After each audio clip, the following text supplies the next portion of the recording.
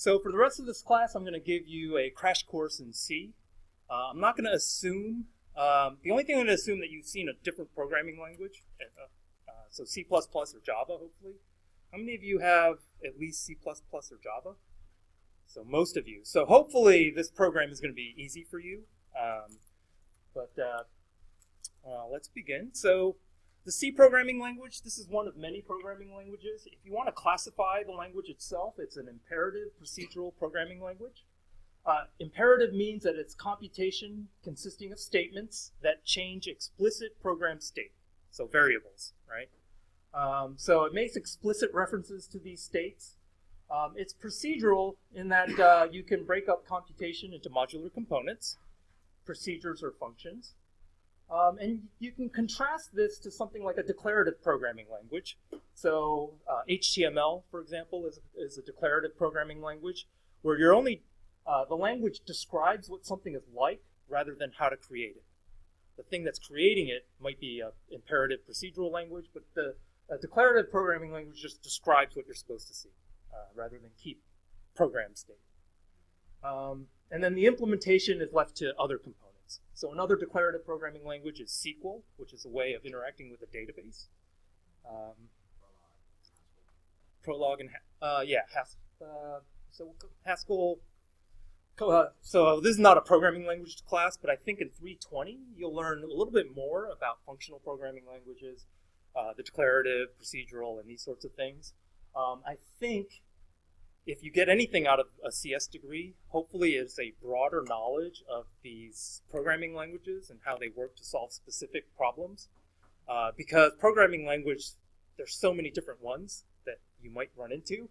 They come and go, but sort of your knowledge about thinking about programming languages and which ones do, what ones do things and which ones don't, that's important. So, okay. So in terms of a comparison with C++, C#, or Java, there's no support for objects, there's no managed memory, there's no array bounds checking, there's little support for non-scalar operations. There are no namespaces. There's just one big namespace. So yeah, right off the bat, if you needed any of these, or if you had these in your sort of your repertoire, you have to get rid of them. Yeah.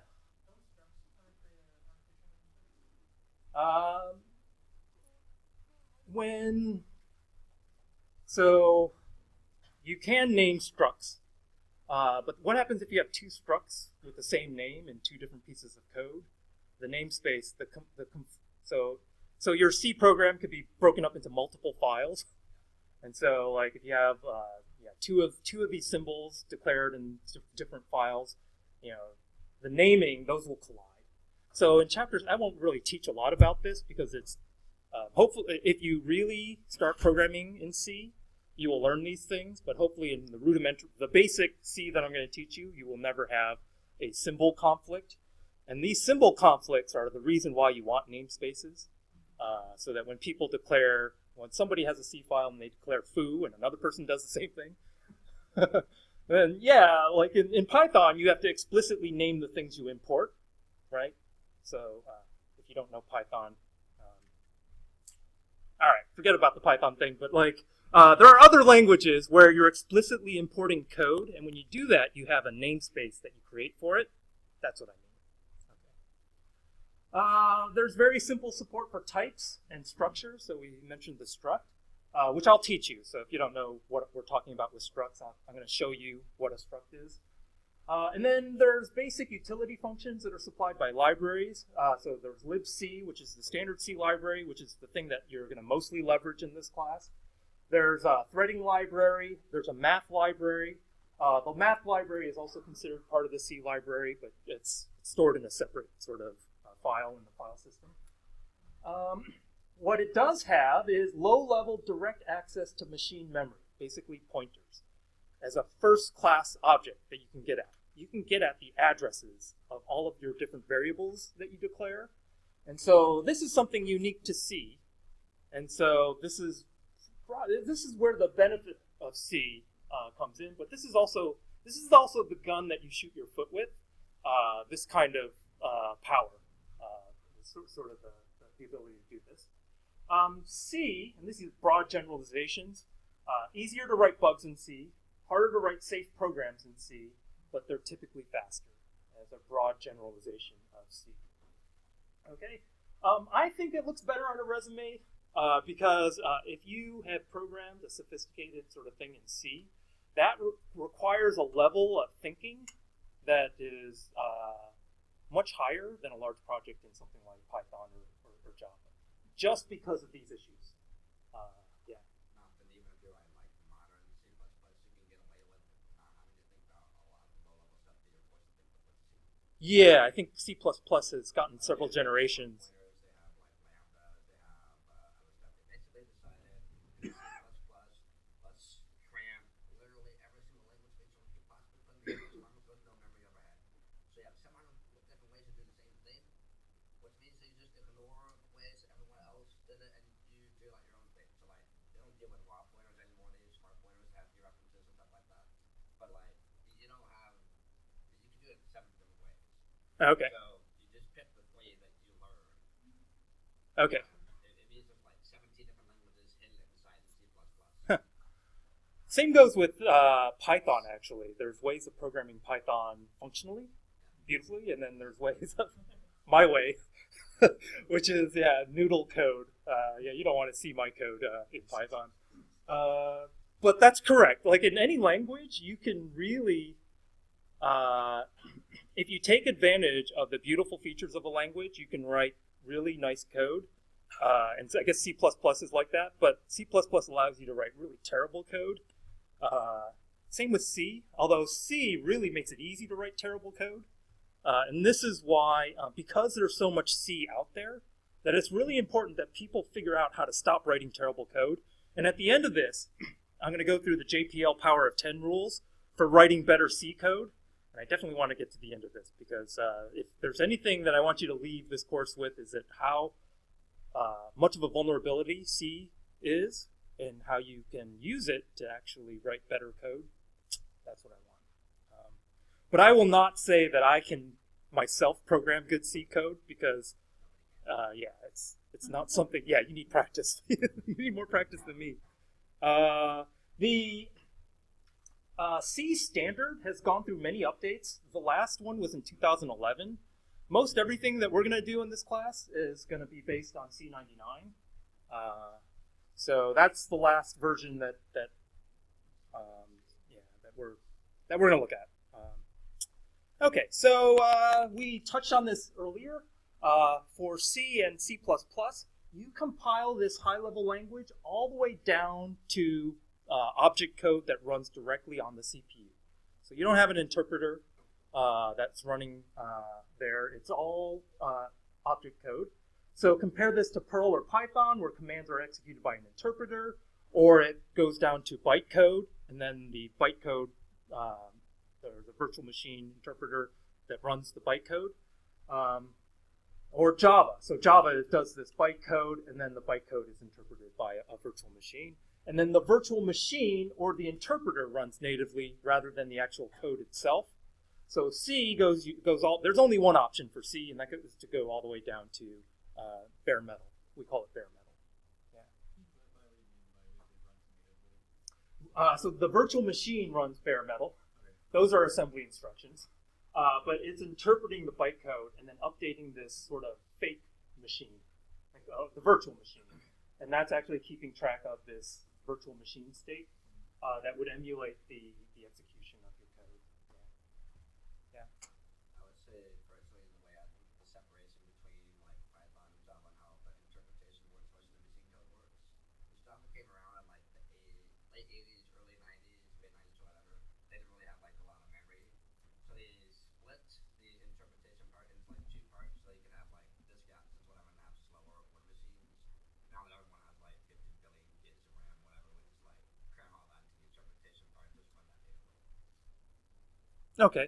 Yeah. Okay. I don't follow this that much, the Java stuff, so I'm more, I'll take your word for it. No, it's like its own intermediate assembly language you can think of.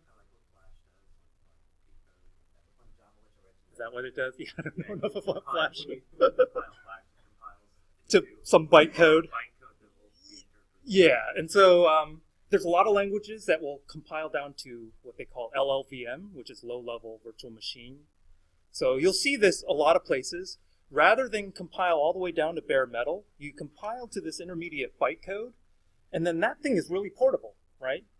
And then you move that all around, and then if you really need the performance, you take that intermediate byte code, and then you run this just-in-time compilation on the bare metal that you're on to actually get the machine code that runs natively. And I think that might be what Flash does. I only know because I was playing with the Flash compiler. Okay, so Flash might distribute the byte code out of sheer performance issues.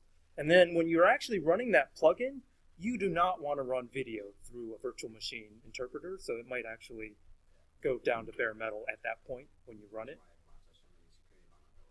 Yeah.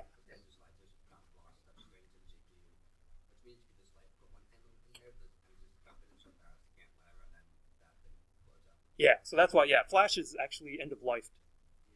It's dead. Yeah, so these software systems, so it's hard to make these software systems work right. So I have a lot of sympathy for those poor Flash programmers. And the same thing for Google Chrome, like there's this native client thing. Like the thing that they're trying to do, and they're also doing the same thing. They're just trying to take arbitrary code, and they're going to try and make it safe, but they're going to compile it all the way down to metal, and then just hope that they're going to put a sandbox around it, and then just hope that nothing breaks out of it. It's the same thing with the Flash. Flash has this sort of way of sandboxing thing, but you're compiling arbitrary code into bare metal. So how am I doing on time? This class goes until when? Okay. All right. Well, I don't want to digress too much because I could be here all day digressing. So okay. So C variables. These are named using letters, numbers, and some special characters. By convention, you typically don't use all capitals for your variable names. Those are typically reserved for constants. And so you'll see there's a style associated with C. It's not a document that's written up anywhere that I can find. But these are conventions that you'll see when you look at C programs. With C, unlike Python, you have to declare the variable before you use it. You have to declare the type of the variable. Now, some of these fancier programming languages, they'll infer the type for you on first use. So Python is one of these. You sign P is equal to like socket, and it gives you a socket object in P. You don't have to say socket P and then P is equal to socket. Same thing with, the difference between that and C is that C forces you to say, hey, here's a variable. I have to declare its type right up front. The compiler has to know immediately what that variable is. So, and you can contrast this to all the dynamically typed scripting languages that are out there. So Perl, Python, PHP, and JavaScript. Those are all dynamically typed. They try and infer it. And so this is great for programmers because programmers hate declaring variables. It's just difficult. It's so much text to write in your program to declare everything before you use it. It's much easier to not have to do that, to have the runtime infer those things. So the other thing is that C is statically typed for the most part. When you declare a variable with a certain type, it's difficult, or you shouldn't be changing its type at runtime, even though you can. The way you declare variables is to specify the type followed by the name of the variable, separated by a space, and then a semicolon.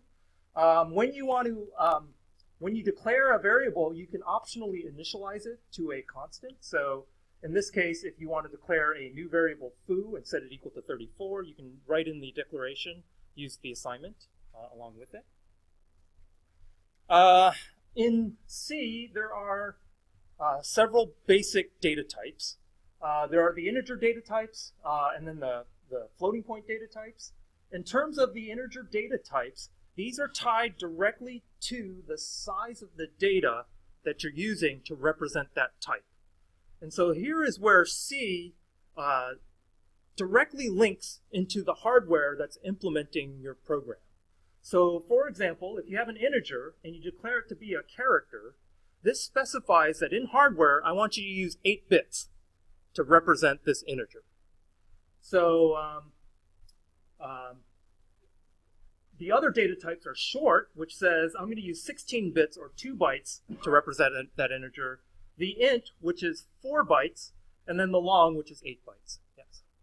And all of that is assuming that the hardware actually follows the ANSI standard. Yes, C99. So this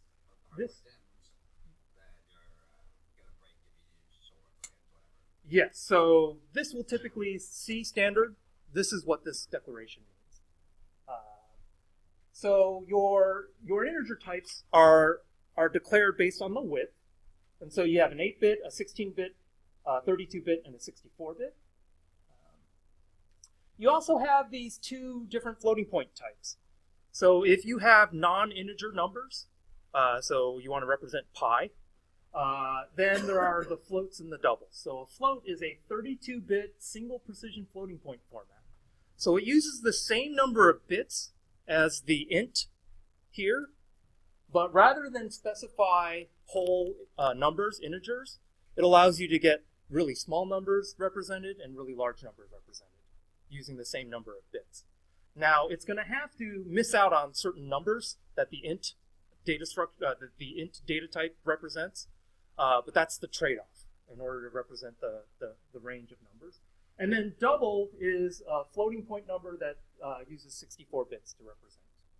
So these are your numeric data types that you'll be using in your programs. These are the ranges on x86-64. So in this class, we're using the 64-bit x86 because that's what is running everywhere right now. These are the ranges, the integer ranges for each one of these data types. So if you have a program, for example, that's trying to keep track of the national debt, you have to realize that you can't store that in a char or a short or an int. You have to use a long to represent something that big.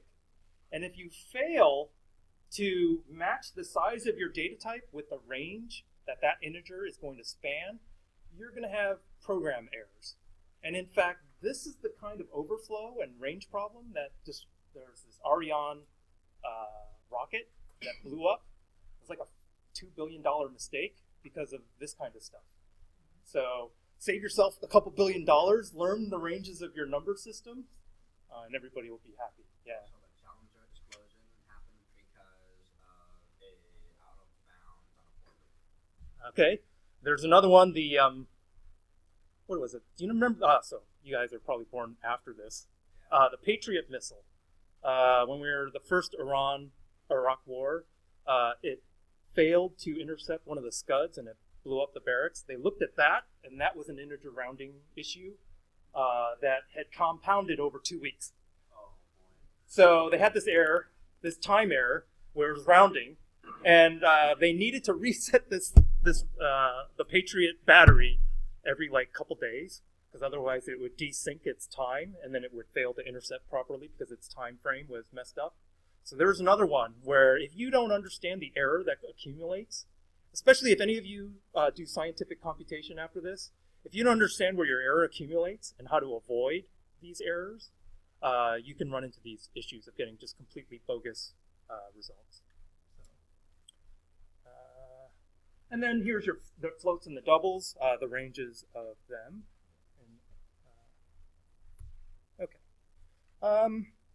In your program, integer literals or constants, you are typically use the straightforward way of representing them. If you have a hexadecimal constant, and I'll talk to so if hexadecimal is foreign to you, I'll talk about what hexadecimal is in 2 classes. But if you have a hexadecimal constant, which is just a different numbering system, you can precede it with a 0x, and that's how your constant is used in your program. If you have a single character constant, if you want to encode, for example, the ASCII A, use single quotes. If you have a string literal, you use the double quotes to denote the string. This is the empty string, the 2 double quotes with nothing in it. One of the data structures in C is your array. And so the array, in order to declare an array, there are 2 things that are needed. The type, the basic data type for all the array elements, and then the size. So here I have a character an array of characters of 80. So I have of length 80. And so this is an array that has, whose size is basically 80 times the size of the character. And so each character, as we saw before, was 8 bits, or 1 byte. This is basically stored as 80 bytes in memory, contiguously. Likewise, if you have the one below, this bar, this is an integer array of 40 integers. This is stored contiguously in memory with the size of this array being 40 times the size of an int. Now, we saw earlier that the int is a 4-byte integer. So this makes this array 160 bytes contiguously stored in memory. All right. So that's how you declare arrays of data types. Structures. So the way you get sort of more complex data types in C is through this struct. So in this case, you declare a struct person, and within that, you can then declare multiple different basic data types, like the character pointer. I haven't talked about pointers yet, but like a character or an integer. And then when you want to declare an instance of this struct, so you're declaring the type, you say struct person, and then you give it a variable name, and then you can access that variable and assign it a string, which is the character pointer, and then the integer for the age. So in C, there are operators. And so these are the operators that you'll see in the other programming languages, aside from maybe the bitwise Boolean ones, which probably none of you, well, unless you've done systems programming, you probably never used. But as you would expect, you have the logical relation operators when you're doing the comparisons. So less than, greater than, less than or equal to, greater than or equal to, checking equality, checking inequality. This is a logical shortcut AND. So it's the logical AND. The logical OR is the double bar, and then the logical NOT operator. So these are sort of the logical operators that you would use, for example, in a conditional statement to compare two things. The other kinds of operators are the bitwise Boolean operators. So there's a bitwise AND, which is a single AND, a bitwise OR, a bitwise NOT, or complement, and a bitwise exclusive OR. So what these things do, if you use the bitwise, for example, the bitwise OR operator, if you use these on characters, so you have one character A, one character B, and each one has 8 bits, the bitwise operator will take the bit pattern in A and the bit pattern in B, and then every bit, it'll do a bitwise OR of those bits together. So this might not make sense to you right now because there's no application for you to use it in. It'll make sense later when we're looking at bit level operations on objects. And this happens a lot, especially when you're dealing with a low level system, like you're like trying to program a device driver. You're setting bits and clearing bits. You're like operating at the bit level, and this is why these operators are here. Yes. Yeah. So if you're writing an encryption scheme, actually I used to do that as one of your assignments, write a small encryption thing. But I have something different for your bitwise Boolean operators. Your second programming assignment is going to be using bitwise operators to parse floating point. If you look ahead, and this is just to get you practice with the facilities and the language, so that you can understand how to use them. Yeah. There's also bit shifting, right? Yeah, I'll get to those when you need them. So hopefully you're not going to use the bit shifting until I get to those. Yeah.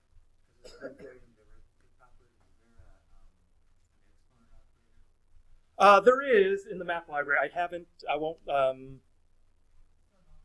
It's a function. Yeah. Usually people use a parent in most languages for Yes. So C is different. So when you want exponentiation, you have to call into a libc. Yeah. It's an XOR. Yeah. What other? So does Python use the hat for exponentiation? Okay. But like, what? Oh, MATLAB. Okay, that's. Yeah. Sorry, I'm being biased. No, MATLAB's good language for certain things. The other set of operators are the arithmetic ones. So these are obvious: the addition, the subtraction, multiplication, division, and then the modulus, which is the percent. So here are some examples of using them. You declare a variable foo set it to 30, variable bar set it to 20. Foo is equal to foo plus bar, accumulates 50 into foo. The equivalent shortened form of this, and you'll see this shorthand a lot, is to do foo plus equal to bar, and this is the same as foo is equal to foo plus bar. So just so that you identify that shortcut when it shows itself in a C program is helpful. Okay, increment and decrement. This comes in both prefix and postfix flavors. So if you see I++, this means evaluate the variable I, and then after you're done evaluating it, increment it by 1. Plus I, on the other hand, says increment the variable I and then evaluate it. So if you see that in your program, that's the ordering. You have to keep that straight because otherwise you'll run into bugs. Similarly, the post-decrement and the pre-decrement works the same way. Evaluate I and then subtract 1. Subtract 1 and then evaluate I. This is a source of bugs in a lot of programs, the improper use of this. Okay, so here is some practice. I is equal to 3. What does this expression evaluate into? I++ times 2. Yep, 6. So you evaluate. 3 times 2 is 6. And then you increment, so I is 4 afterwards. And then this one is, this is 8. So you take 3, you increment it by 1, make it 4, and then you multiply it by 2. See how confusing that is? So, not recommended. You'll see this in code, not recommended that you do this kind of stuff. Yeah. In the first example, why did you do the operator, the postfix operator before you do the operator? You evaluate first. This evaluates to 3, and then you multiply by 2, and then you, so what happens first, the post increment or the multiply by 2? Yeah. In this case, it doesn't matter. I actually don't know the ordering of it. When you compile this, actually, you can check. When you compile this in assembly, you'll see that I is going to be stored in a register. You'll see the multiplication and the increment both happen, and the ordering of which, it can be arbitrary, right? I don't think C standardizes which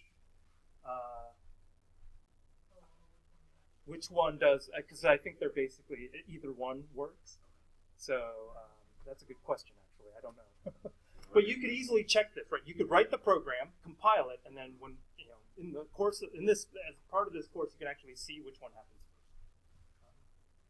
And sometimes the ordering, if it doesn't make any difference in terms of correctness, then the ordering that the compiler will choose will be such to try and optimize the functional units on your CPU.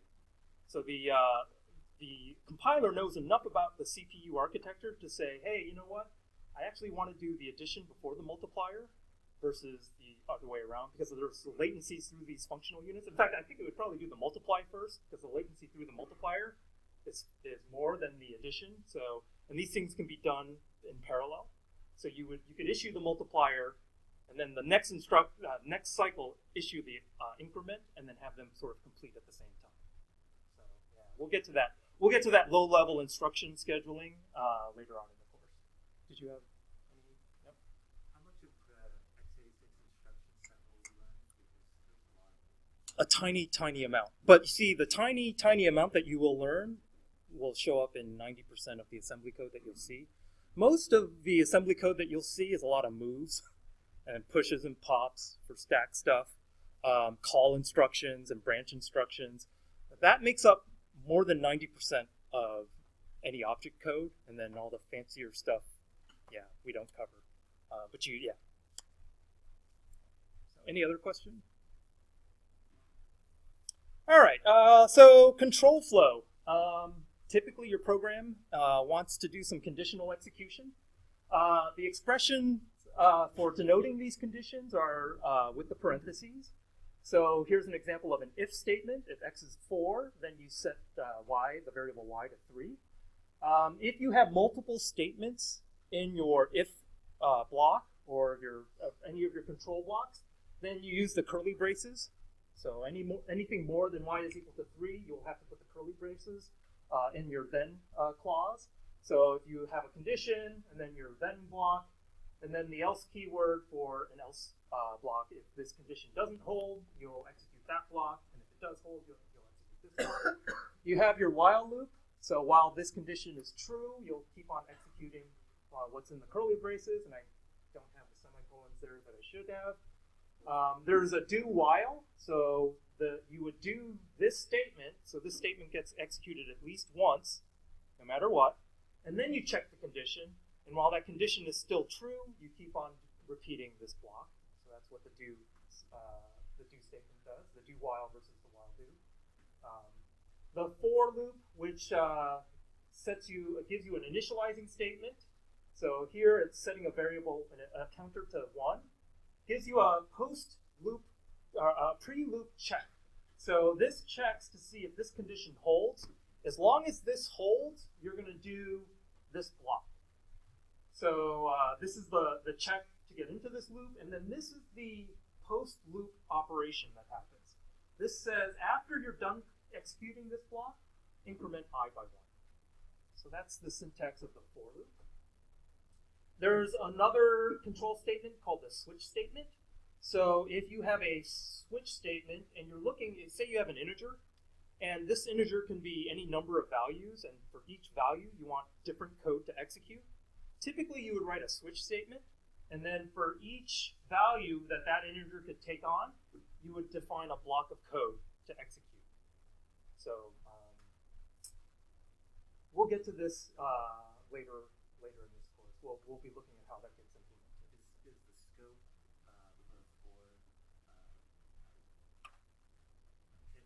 like your initializing declaration there, I equals 1, you have to define the I before you do the for, or is that done?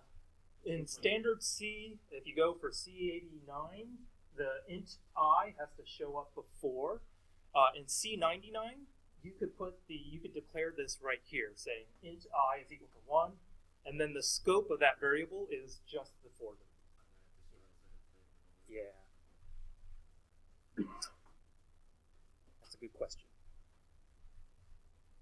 I should update that. Yeah. Any other? All right. Some other control flow statements. There's the continue statement. So if you're inside of a for loop or a while loop, and you're done with the current iteration, then you can have a continue statement, and that'll kick you all the way back up to the top of the loop, the beginning of the loop. The break statement says, I want to jump out of that loop. So you're inside of the for loop, and you say, hey, I'm done with this for loop, just break out of here. That's what the break statement does. If you are in a function, so you defined a function, and you're executing the function, and all of a sudden you're done executing, and you want to return a value anywhere in that function, you can just use the return statement, and that'll return control out of the current function back into the caller that called that function. So those are the three statements for modifying control flow. And do the functions share the scope with your calling function, or your calling? No. Yeah, and we'll get to that actually. Yeah. All right. Okay, function calls. And I put in parentheses static function calls because that's all I'm going to teach you right now. So typically, a function or its prototype must be declared before you use it. So in this case, here is a function called printInts. Takes two integers and just prints them out. And so in order for me to use it down here, I have to define the entire function ahead of time. Or I can define, this can actually be after, but then I have to define that printInt is a void that takes two integers. I need the function prototype to be declared before I actually use it in a program.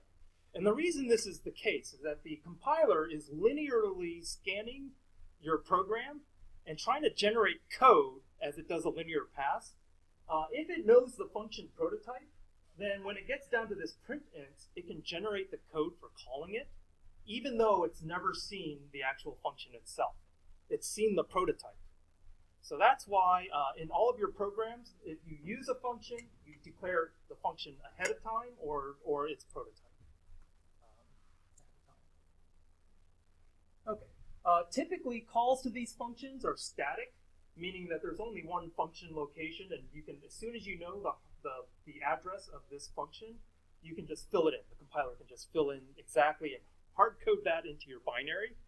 That's typically the way function calls work in C. But we'll see. We'll also look at other ways of calling functions later on in this course. Okay, so let's get to an example. It's the Hello World example, made famous many decades ago. So here is your program, your simplest program, C program you can get. There's this include. There's an include statement. There's the magical main function, and this main function is every C program has to have a main function, and this is the entry point of the program.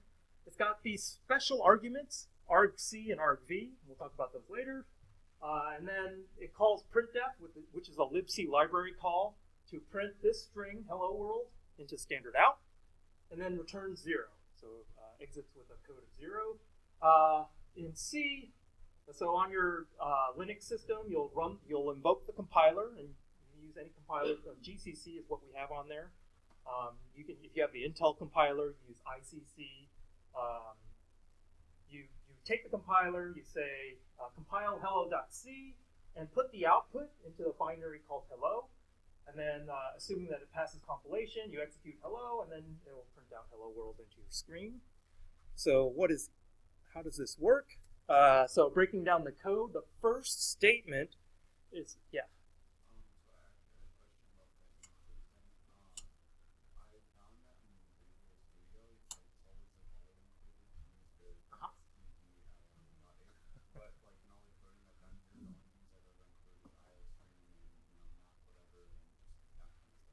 Yeah, so even GCC will be like, hey, you forgot to include standard io.h, but I know what printf you're going to use anyway. And yeah, so technically you don't have to include it, but the compiler will generate a warning because it's sloppy programming not to put it in, not to specify it. And typically what we like is when you have code, it should not generate any compiler warnings when you run it. So that's why I'm putting it there. And for other header files or for other functions that you call, some of them do require that you attach the associated header file. Because right now, GCC, without that header file, is saying, I know how printf, I know the function prototype of printf, so you don't have to tell me, I already know. And then I can compile this without, because I have built-in knowledge. If you have your own header files with calling your own function, library functions, the compiler is going to be like, I don't know what that function prototype is. So for many of the standard C library calls, if you don't put the pound include, it'll complain, but it'll let you do it. Okay, so yeah. And Visual Studio just automatically gives you all the include files that you need. Oh, that's very nice of it. GCC doesn't. Well, maybe GCC does for some of them, but it's not going to guess. It's not going to go through the library of all possible header files and say, oh, that's probably the printf you wanted. It's not going to do that. Okay, so pound include standard io.h. This includes the contents of that file in the file system. So there's a standard include path on Linux. It's in /user/include. And within there's this file standard io.h.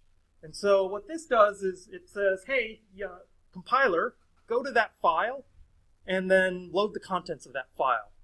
And basically what's in that file that the compiler needs is the function prototype for printf. And it only needs the one line out of that file. That file is like 900 lines long, but it only needed one, but it's still going to include the whole thing. And it's only going to get this function prototype because the compiler can't generate the object code unless it knows the parameters that printf takes. Because as part of the compilation process, it has to marshal all the registers and all the variables that it needs to invoke printf on the proper string. So that's why this is there.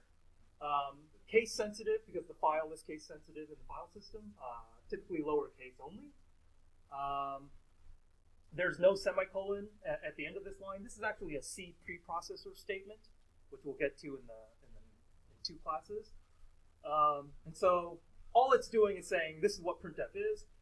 Int main, so this is the magically named function that all C programs will enter. This is the entry point of all C programs, the main function.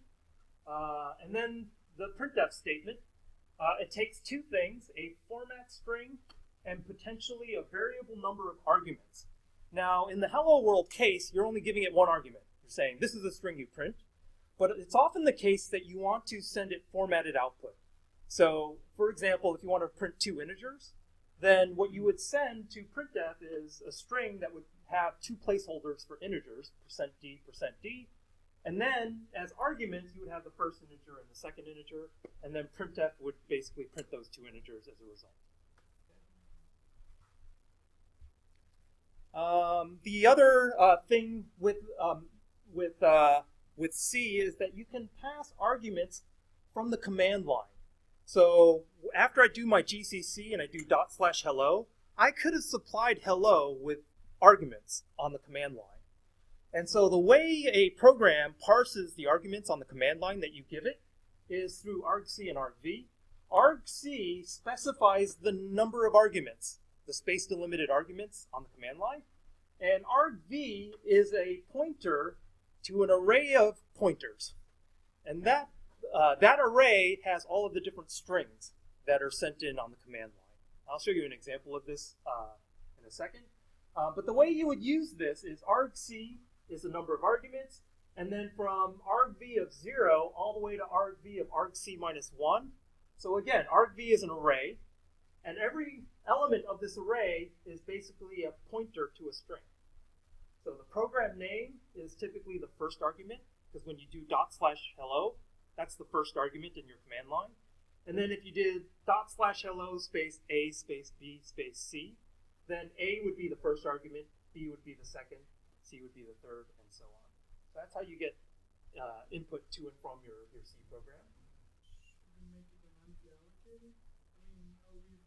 The C runtime will dynamically allocate this on the stack, as it turns out. There's a location where all of this dynamic information gets stored called the stack, and you'll become very familiar with the stack by the end of this course in terms of how it gets done. So there's a lot of code that is used by the operating system and the runtime system to set up these data structures so that in your program you can just do something. You can do something like this and just access argv of 0 and have it be the name of the binary. And that points to a string data type. Yeah, an array of characters. So that's why this is a pointer to an array of pointers. This is strange syntax. I haven't really explained this syntax, but the way this works is that you have a pointer, and that array, every single element of that array is a pointer to your character string. Yeah, except I haven't taught pass by reference yet. What's it? So in C, the array of the characters that you're pointing to, the way you do that is strings are basically a sequence of characters terminated by a null. So it's all the way until you read the first null is basically the length of the.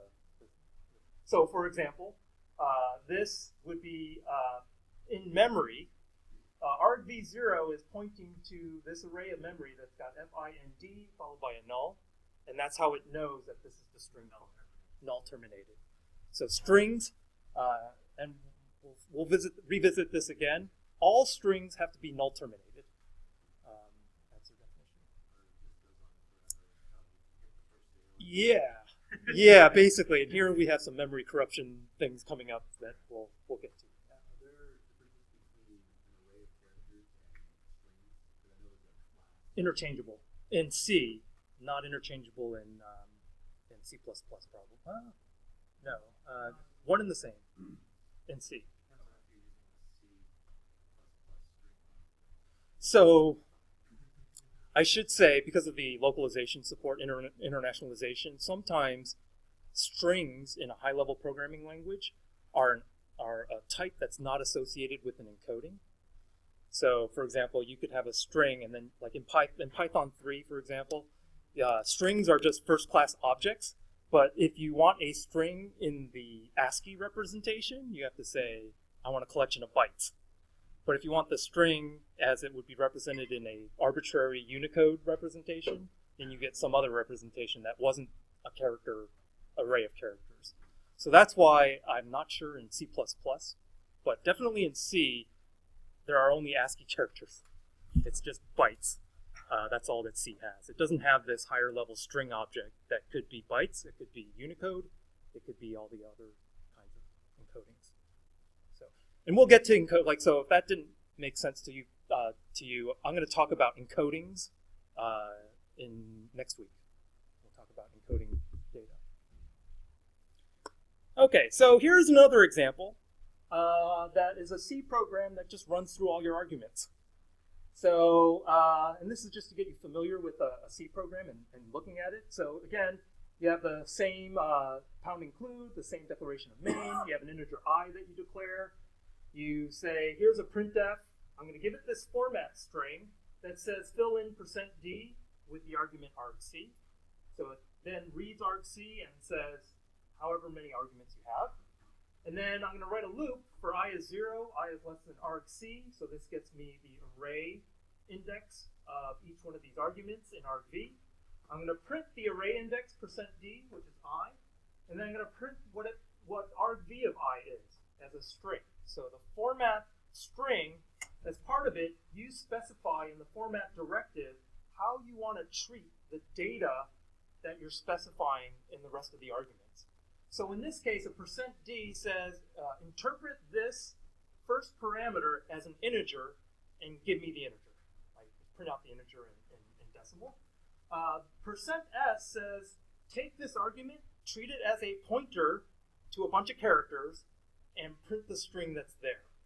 And that's why you would give it a %s to say, I need you to treat this as a pointer to a string, basically. Yeah. So for that, you can't put anything dynamic in that first parentheses. It's the definition of your arguments in the other for that. The first, not parentheses, sorry, quotations. Yeah, so typically, it is a security bug if you do not put this constant format string as the first argument. But here's the catch. Printf will let you just do that. And there's a whole bunch of extra credit meta CTF levels that I'm going to give you that talk about exploiting the fact that someone has done this. Because when someone has done this, you can get full control over that binary. 100% full control. And by the end of this course, hopefully you'll be able to get full control over the binaries that I give you. But that is this needs to be in every printf. You must have this format string specifier. You can't just say, oh, I want just to print argv0. If I do printf argv0 without the format string there, instant ownage by people. And this is where C doesn't help you write secure programs. Anytime you can, we'll get to that. Not a buffer overflow, but something even worse because it's. We'll get to this. It's going to be like the second. If there's time, it'll be the second to last lecture, or maybe the last lecture. And I'll open up the binaries just because I think it's fun for you guys to do.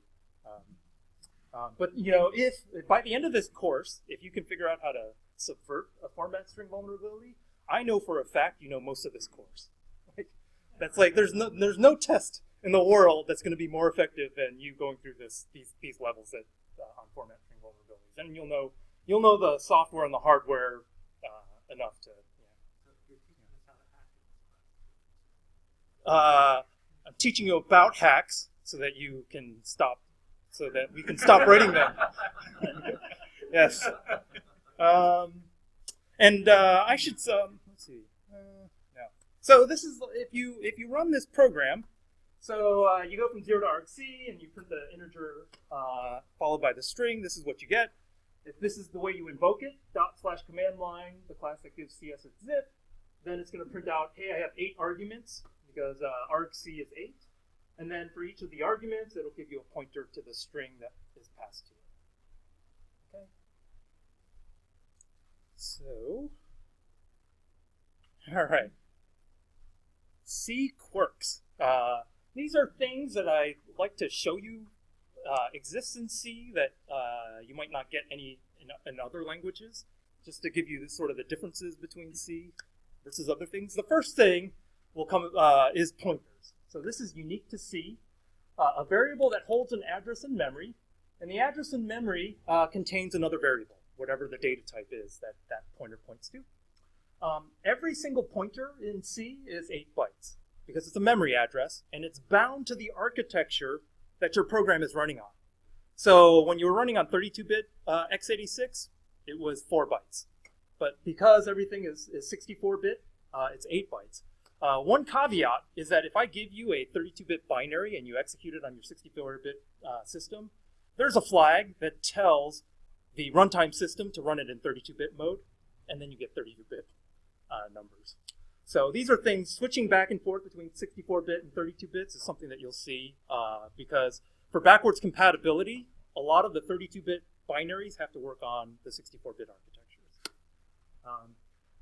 With pointers, every pointer must have a type associated with it. The compiler has to know when it goes to that memory address what kind of data it's looking at. In order to write so if you're fetching something, you're giving it a pointer and saying, hey, give me the data that's there. Well, it's like, well, what data is there? Is it a character I get? Is it an integer? Is it a short? What am I getting? That's why the type is there. So when you specify the type of that pointer, then the compiler knows, oh, get the long word that's there, or get the quad word that's there, and it'll bake that into the instruction. So that's where the data type associated with the pointer is needed. The way you use pointers, in your declaration, you declare a pointer using the star operator in your variable declaration. So in front of your variable name, you just put the star, and that says that's a pointer. And then in your code itself, if you want to assign a pointer to a specific address, then you use the AND operator. And the AND operator is valid on all L values. L values are all variables that can appear on the left-hand side of the equal sign. So basically variable names is what it'll work on. So I'll give you an example. First, I'll talk about dereferencing it. So there's one thing to assign a pointer, or to initialize a pointer to an address.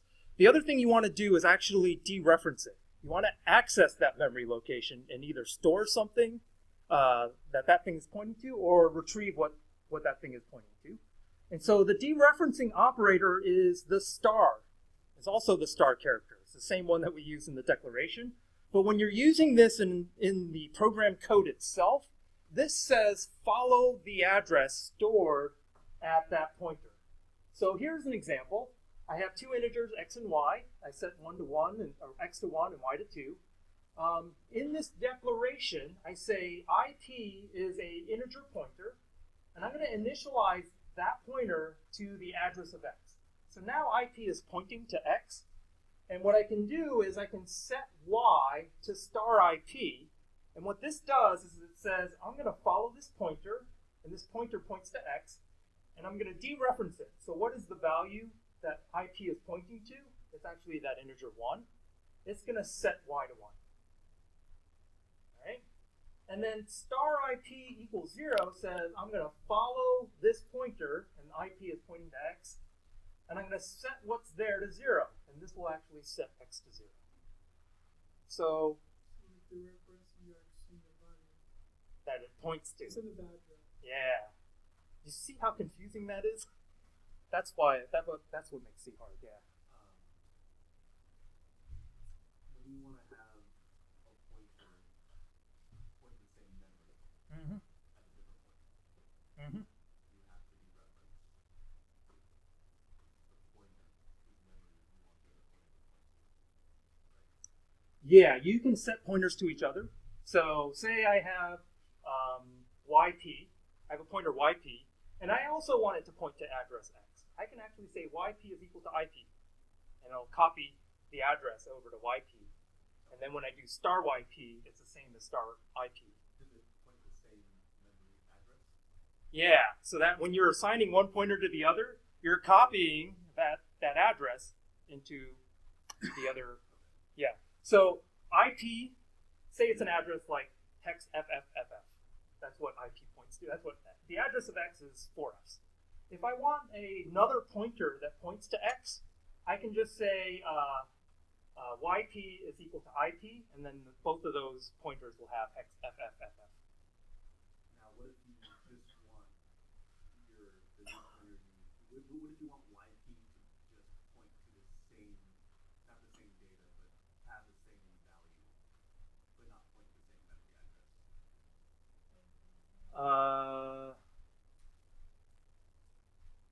It can't have the same value because it's declared as a pointer. So it can't store an integer. You want a variable that stores an integer. So you could say Z. You could say Z is equal to star IP, and then basically have Z is equal to 1. Let me go through an example, actually. Because, this is what makes C hard to reason about. Like this simple example, and you've got pointers and values. Imagine if you have multiple pointers that are tracking similar values and trying to keep track of who points to what. This is where the complexity of using memory addresses directly comes. One of the things that I want to point out is something that happens a lot. And in fact, in your very first program, if you have something that's like a segmentation fault, this means that you have a stray pointer somewhere that's getting dereferenced and causing, like it's pointing into the middle of memory that's not allocated and basically causing a memory fault. So what happened, this is exactly what happens when you declare a pointer, IP, and then you don't set what it points to, and then all of a sudden you say star IP is equal to 3. Now, this is something that other programming languages are like, oh, well, I'll dynamically allocate an integer, set it to 3, and then everything will be fine. In C, you have to explicitly allocate an integer that this thing points to.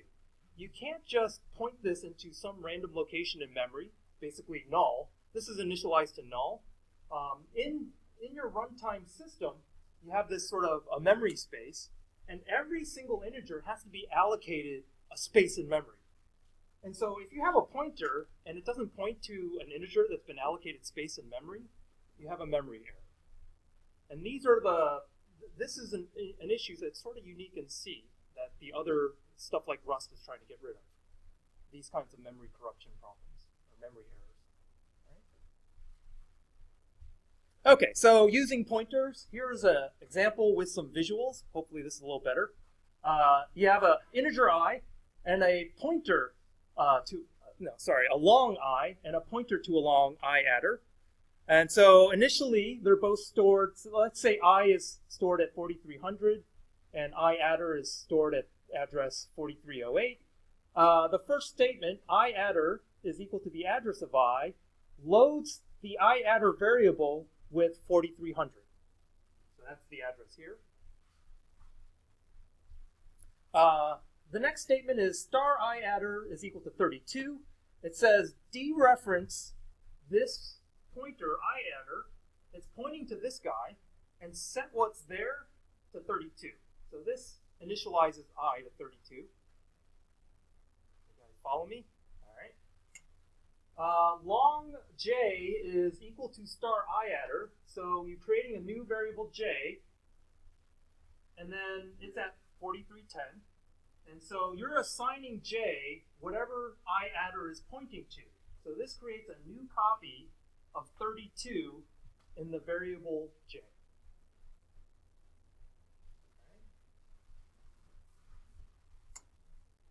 And then if you set I to 13, this is the location that gets changed, and your original the J is left alone because you're modifying this variable I directly. And that's the sequence of using the pointers. Is that clear how pointers are used in this example? Pointers point. That sounds simple, but once you start using pointers, it's like not that simple. So they have a dual. The reference has dual purpose. Like when you use it initially, it's to set an address for a variable, but then later when you use to reference something is to get the value from the address you have there. Yeah, and that depends on where it's dereferenced. It's either dereferenced on the left, you're setting the memory location that thing points to a value. If it's on the right-hand side, you're reading the value. Yeah, so it's just the difference. That one's the difference between the left-hand side and the right-hand side. So this is in hexadecimal. So these are 8-byte quantities because we're on an x86 64, and each one of these longs are 8 bytes. Am I really out of time? 344. All right.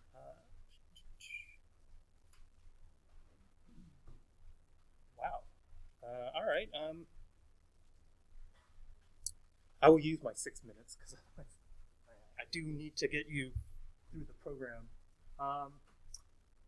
So pointers and arrays in C are tightly associated.